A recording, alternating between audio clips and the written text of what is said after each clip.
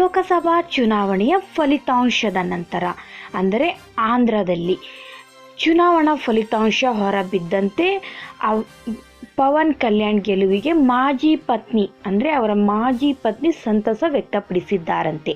ಹೌದು, NDA ಮೈತ್ರಿಕೂಟ ಭರ್ಜರಿ ಗೆಲುವು ಸಾಧಿಸಿದೆ. ಅದು ನಮ್ಮೆಲ್ಲರಿಗೂ ತಿಳಿದೇ ಇದೆ. ಅದು ಸಾಧಿಸಿದ ಬೆನ್ನಲ್ಲೇ ಮುಖಂಡರಿಗೆ ಜನರು ಅಭಿನಂದನೆಗಳ ಮಹಾಪೂರವೇ ಹರಿಸಿದ್ದಾರೆ. ಜನಸೇನಾ ಪಕ್ಷದ ಮುಖ್ಯಸ್ಥ ಪವನ್ ಕಲ್ಯಾಣ್ ಸಂತಸ ವ್ಯಕ್ತಪಡಿಸಿದ್ದಾರೆ. ಪೀಠಾಪುರಂನಲ್ಲಿ ಭಾರಿ ಬಹುಮತದಿಂದ ಗೆದ್ದಿದ್ದಾರೆ ಪವನ್ ಕಲ್ಯಾಣ್ ಅವರು. ಇದಕ್ಕೆ ಅವರ ಮಾಜಿ ಪತ್ನಿ ರೇಣುಕಾ ದೇಸಾಯಿ ಸಾಮಾಜಿಕ ಮಾಧ್ಯಮದಲ್ಲಿ ಅಂದರೆ ಇನ್ಸ್ಟಾಗ್ರಾಮ್ ಪೋಸ್ಟ್ ಹಾಕಿ ಸಂತಸ ವ್ಯಕ್ತಪಡಿಸಿದ್ದಾರೆ. ಈ ಪೋಸ್ಟ್ ಪ್ರಸ್ತುತ ತುಂಬ ವೈರಲ್ ಆಗ್ತಿದೆ.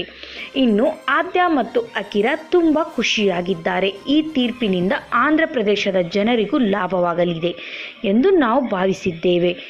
ಇದು ಆದ್ಯ ಅವರು ಸಂತಸದ ಫೋಟೋಗಳನ್ನು ಹಂಚಿಕೊಂಡಿದ್ದಾರೆ. ಈ ಪೋಸ್ಟನ್ನು ನೆಟ್ಟಿಗರು ಹಾಗೂ ಪವನ್ ಕಲ್ಯಾಣ್ ಅಭಿಮಾನಿಗಳು ಶೇರ್ ಮಾಡುತ್ತಿದ್ದಾರೆ. ಮತ್ತೊಂದೆಡೆ ಪವನ್ ಗೆಲುವನ್ನು ಸೈನಿಕರು ಕೂಡ ಸಂಭ್ರಮಿಸುತ್ತಿದ್ದಾರೆ. ಹೈದರಾಬಾದ್ನಲ್ಲಿರುವ ಪವನ್ ಕಲ್ಯಾಣ್ ಅವರ ನಿವಾಸಕ್ಕೆ ಹೆಚ್ಚಿನ ಸಂಖ್ಯೆಯಲ್ಲಿ ಸೈನಿಕರು ಆಗಮಿಸಿದರು. ಪವನ್ ಪತ್ನಿ ಹಾಗೂ ಪುತ್ರ ಅಕಿರಾ ಎಲ್ಲರಿಗೂ ಧನ್ಯವಾದ ಅರ್ಪಿಸಿ ಶುಭ ಹಾರೈಸಿದರು.